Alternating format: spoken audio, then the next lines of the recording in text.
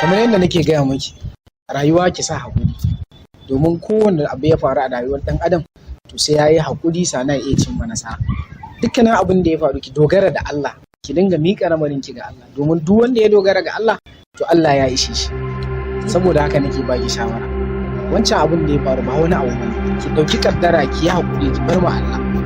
Shi Allah insha Allah shi ya isa cikin kowane irin lamari. Saboda haka ki zama mai haƙuri. Wannan ya ci mun ci sai. Kai kuma me haka? Me haka? Kai ina zaka? Ya na kana mun tarmina mu ko za ka zo ka sani. Kin san menene? Za ku kwace ne? Me ya haƙuri mu kyale shi.